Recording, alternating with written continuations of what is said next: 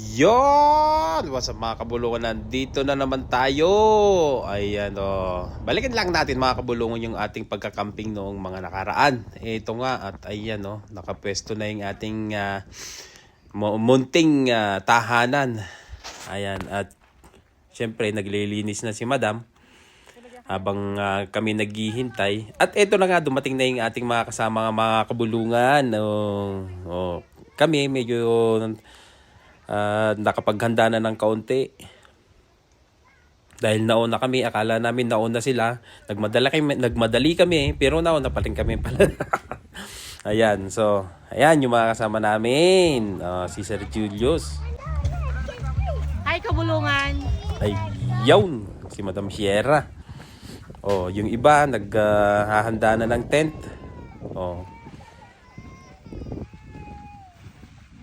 Diba? Yan, nilalatag muna nila yung kanilang trapal. At dyan nila ilalagay sa ibabaw yung kanilang mga tent. Yun. At ito na nga, ang bilis. Halos tapos na lahat sa pagkatayo ng tent mga kabulungan. Uy. Siyempre, tayo. Uy, kaway-kaway pa si Sir. Diba? Diba? Yun. Yung iba mga kabulungan, karton yung nasa ilalim ng kanilang mga tent. Ayan, syempre. Pantanggal yun mga kabulungan. At ito, nakagabi na. Ayan, gutom na ang lahat, syempre.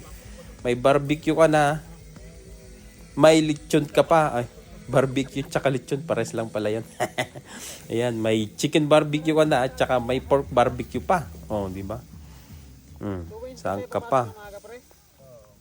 Sa sobrang pagod natin mga kabulungan, ayan, si Sir Julius hindi na nakatiis.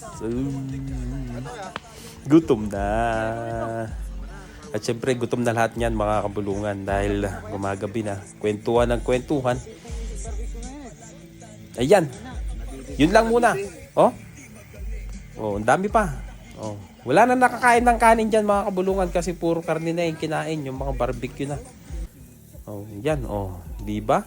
Uy, tumutulo pa, Uy. Sarap. Yan lang muna.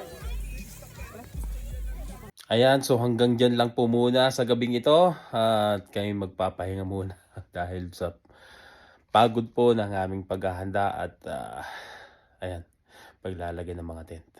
Abangan nyo po yung kasunod mga kabulungan. Siguro po may mingwit kami. May mingwit. Ayan. Yun lang. Thank you.